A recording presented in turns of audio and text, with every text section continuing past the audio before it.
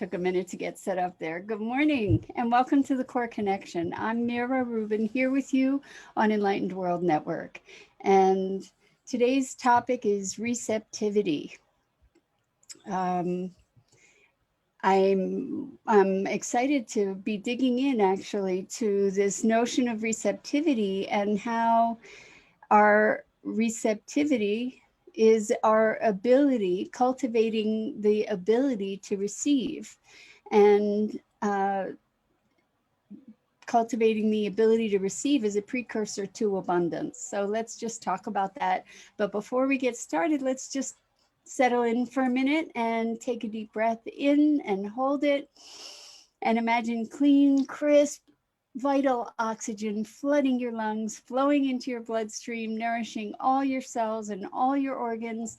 And as you exhale, exhale any tension, any stress, any negativity, any toxins. And now let's take another deep breath in and hold it. And this time, imagine brilliant, bright light lighting you up, electrifying and energizing you from the inside out. Every cell lighting and emanating and illuminating all your cells, all your molecules, all your electrons, and connecting you with the world beyond. And now let's just gently press our palms together. Really softly rub your fingers against your palms and feel the deliciousness. Allow yourself to really sink in and feel the deliciousness of that sensation. And bring yourselves present right here, right now. Welcome, welcome, welcome. It's Friday morning, and today we're talking about receptivity. And we're talking about it especially in the context of opening ourselves to receive. When we talk about, good morning, Roslyn. Happy Friday to you. So glad you're here this morning. And we're talking about receptivity and cultivating this openness of heart and mind to receive. And that means receiving ideas, being receptive to new ideas. It means being willing to receive the gifts and the bounty of life, and gifts that we ask for. You know, so many of us are desiring greater abundance, and in order to have that abundance, we first need to be willing and able and open to receiving. And I know that that's actually the sticking point for a lot of people. Good morning, Tammy. So glad to have you here. And Maggie is too. um, so I know that so many of the folks that join me every day, that are part of this wonderful growing community, are healer type people, and definitely spiritually minded people, and as such are inclined to be givers. And as givers, we often, what I've noticed anyway, with a lot of sensitives and healer type people, is that we tend to be pretty good at giving and not so great at receiving. And so this cultivation of receptivity is something that is a really important practice and vantage point for us to be having a greater exchange with life. So if energy is always going one way without some kind of replenishment, then it's obviously out of balance. Good morning, Ibrahim. Welcome. Oh wow, Bethlehem. Wonderful to have you here. Welcome. So we're talking about receptivity, and particularly in the context of cultivating a willingness to receive.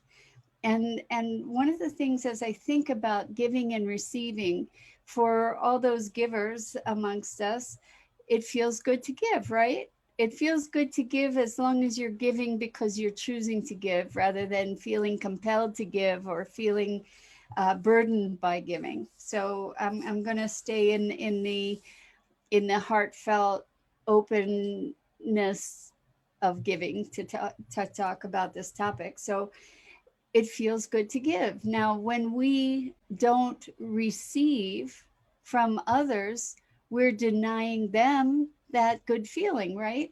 If we're not letting other people give to us, then they're not getting the benefit of being able to give open-heartedly.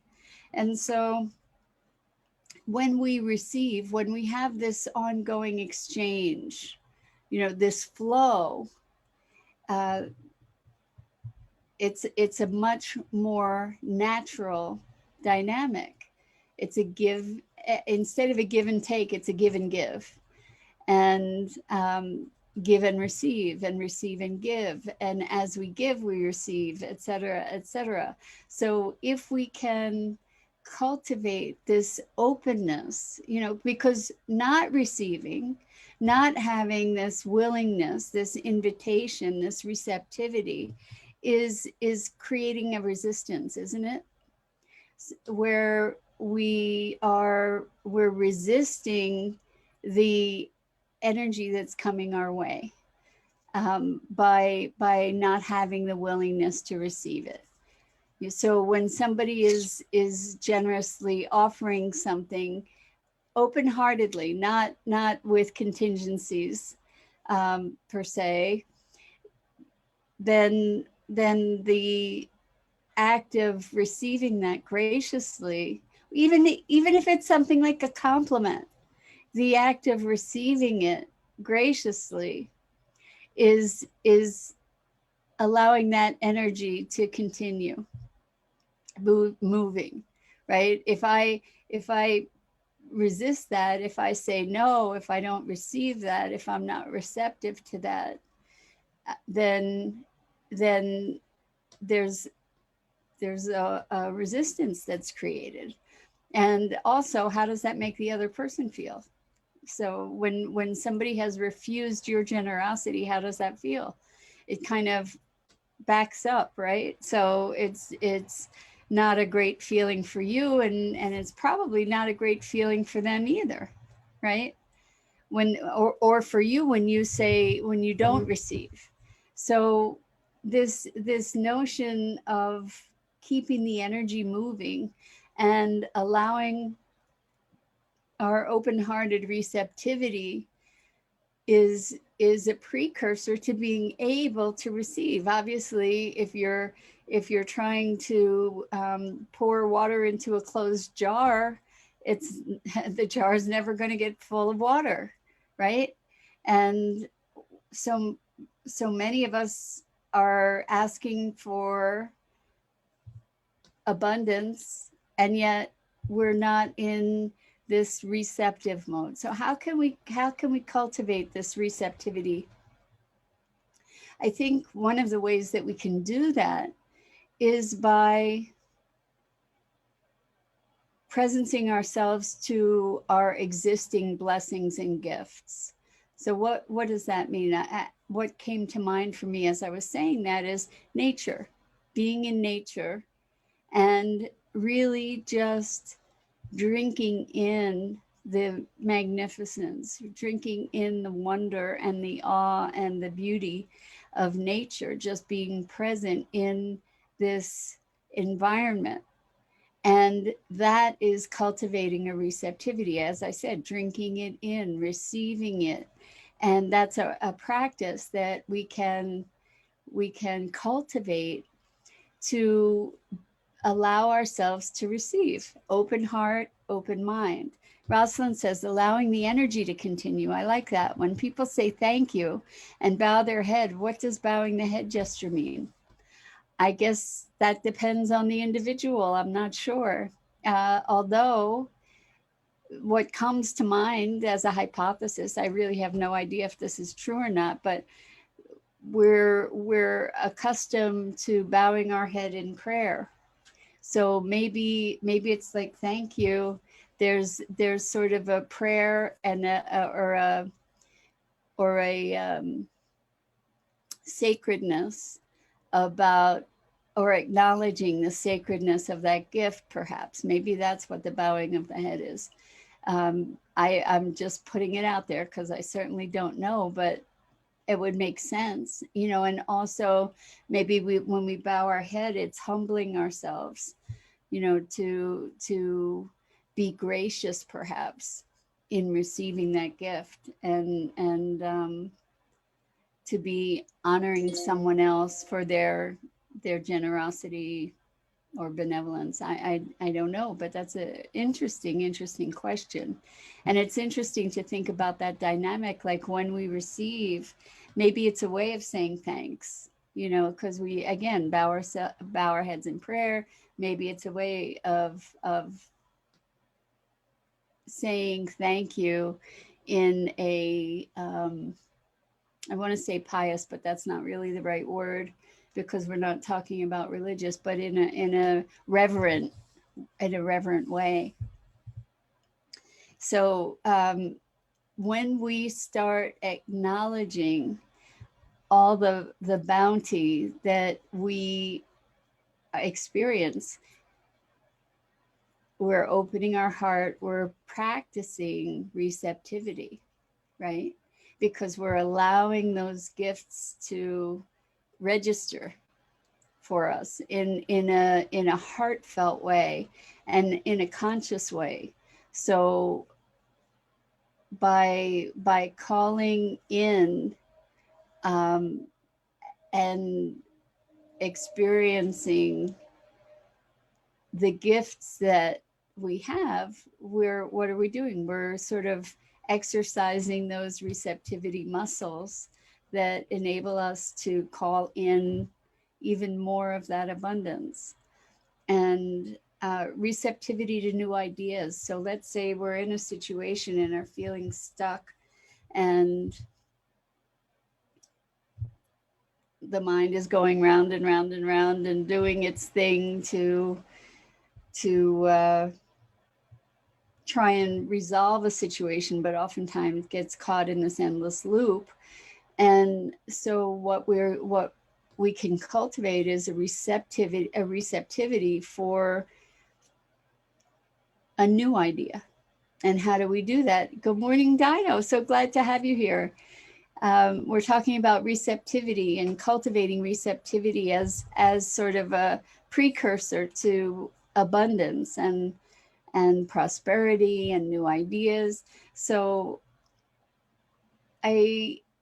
I've noticed the way that I come up with the topics for these mornings is literally very much like right before we start, unless there's an idea that comes up and it's like, oh, got to talk about that. Otherwise, right before I start every morning, like 15-20 minutes before I start every morning, I sit and wait to receive an idea. And that's actually what happened this morning. So I will sit there and I'll say, okay, so what's this morning's topic?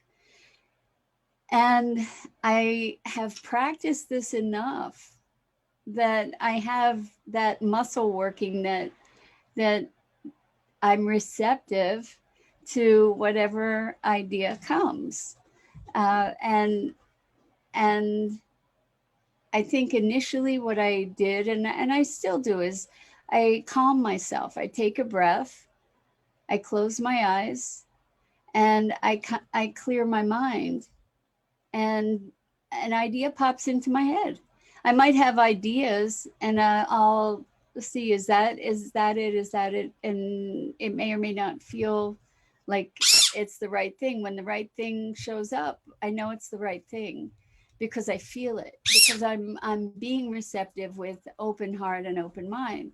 And so this is something that we can cultivate. That's a very prescribed situation, but I believe that when we cultivate that skill, and I do believe it's a skill or habit, when we cultivate that ability in one area, we're able to let it bubble over into another.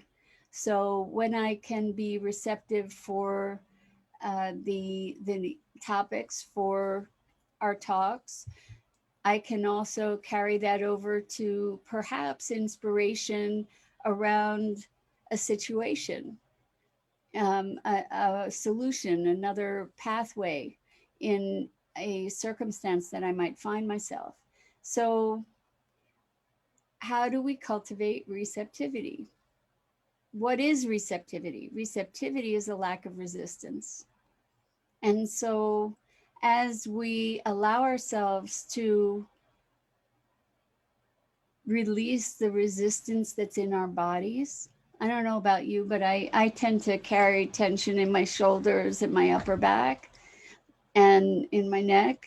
And so, if I am consciously intending to relax and cultivate receptivity, what I notice is that I put my attention on the tension in my body and release it. So I will notice what's happening in my shoulders, in my neck, and just allow that to release. And I'll notice what's happening with my breath. Is my breath up in my upper chest? Am I breathing deeply? Am I breathing shallowly? Am I breathing in my belly? Most often, I'm not breathing very deeply before I am putting myself in a receptive state. To be in a receptive state for me, what I notice is that when I allow myself to breathe more deeply into my belly and relax the tension in my body, then there's more receptivity. Why? There's less resistance. This tension, there's less tension, there's more ease, more openness, more flow. So these are things that all of us can do, is put our attention when we're looking to be more receptive. We can put our attention on where we're meeting resistance in our minds, in our bodies, in our spirits, in our emotions, and just allow that resistance to lessen and lessen and lessen and fall away. So, in terms of receptivity, what are you noticing? Because I notice that a lot of here's a good topic to talk about is money, right? Money is often an issue for people, and part of what happens in our conversations around money is that we're really not receptive. We're not cultivating the open-hearted, open-minded ability to receive money because we're cultivating conversations about the lack of it. So we're talking about how we don't have it or how we need it, and when we need something, it means there's a lack of that thing, right? And I understand, believe me, I've been there more times than I can count. I understand what it's like to be in a position when you're wondering how you're going to meet your expenses, and there's this panic that sets in, and this whole conversation about not having enough money, and that is resistance to receiving, isn't it? That's a lack of receptivity, because what I'm putting out in the world is I don't have, I don't have, I don't have. And so the world is saying, okay, okay, okay. And in those moments, that's when it's a really great time. And before those moments, when it's such an extreme state, it's a really great time to practice the receptivity. And the receptivity is cultivated by noticing the abundance that we already are subject to, that is everywhere all the time. And we discount those things because it doesn't look exactly like the abundance that we're desiring in this moment, or that we're needing, or that we're wanting, meaning it's missing in this moment. So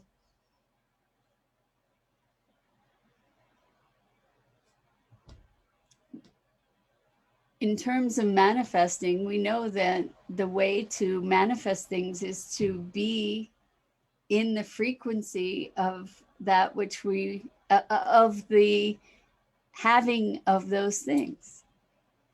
So I may not have money, for example, but, or you may not have money, but look at all these amazing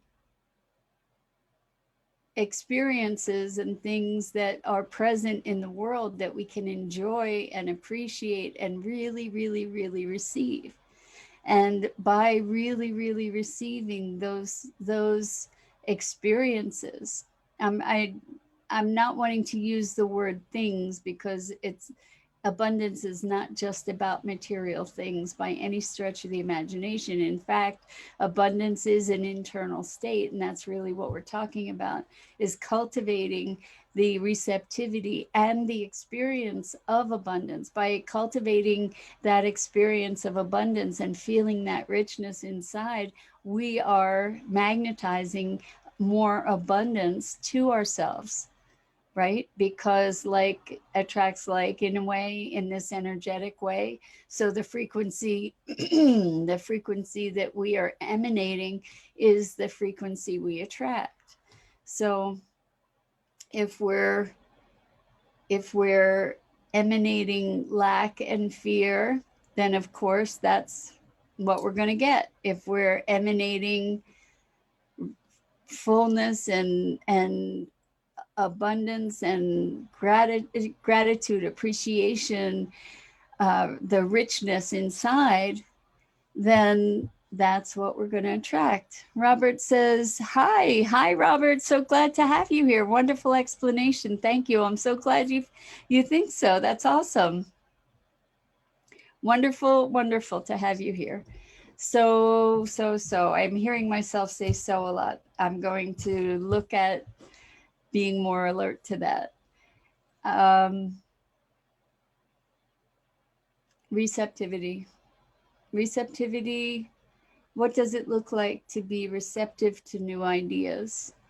This is a really important thing for us to be looking at in this time that has been so factioned and divisive, that we get to look at being open and open-hearted and open-minded to ideas from others in order to create a richer connection. So people may have radically different perspectives, and you may have opinions and judgments about their perspectives. And at the same time, there is a way to be receptive, to receive these ideas, not as something that you need to take on, but as that person expressing who they are. And there's a gift that is available by doing that, as the giver and as the receiver. There's a gift available in creating those bridges to create understanding with others, even if they're very different and their perspectives are very different. So being receptive to an idea doesn't mean you have to take that idea on necessarily. It means that you're able to receive it. And if I receive something, I don't have to keep holding it. I can put it down. I can give it away. I can do any number of things with that thing, and I can do the same with ideas. I think that one of the challenges of listening to people that have different ideas is the fear that their ideas are threatening to our own. And it would be a great thing for us to get over that in order to better connect with other human beings and to reach a deeper understanding. It is possible for people with radically different ideas to communicate. You might not be best friends, but cultivating the connection cultivates potential evolution of ideas on all sides. So that's an important place for us to be looking, I think, for our cultural evolution, to be listening beyond the words. So when we are receptive with heart and mind, we can receive the maybe the heart of the person that is speaking and operate from that level of connection. Well, that brings us to the end of this morning, receptivity. I invite you to look at your resistance to receptivity. When you find it, like think about receptivity, and if you notice there's resistance, look at that. Is it that you don't feel worthy of receiving? Is it that you are concerned about not being able to stand on your own? So if somebody else offers a helping hand, that means something about you not being enough, or you being weak, or something crazy like that. Let's look at our patterns around receiving and open our hearts and our minds to being receptive, so that we can enjoy the bounty that's here for all of us. And Rosalind says, have a good weekend. Thank you, Mira and Maggie. Maggie is burrowed under my scarf here. Here she is. She's like, I guess she's a little chilled this morning. Have a great weekend. I want to thank you all for being here and joining in these conversations. I so appreciate the connection with you, and I have lots and lots of love and appreciation. So I'm Mira Rubin. This is the Core Connection. I go live each weekday morning on the Enlightened World Network Facebook page. And I invite you to check out all the wonderful programming on Enlightened World Network and the wonderful community there.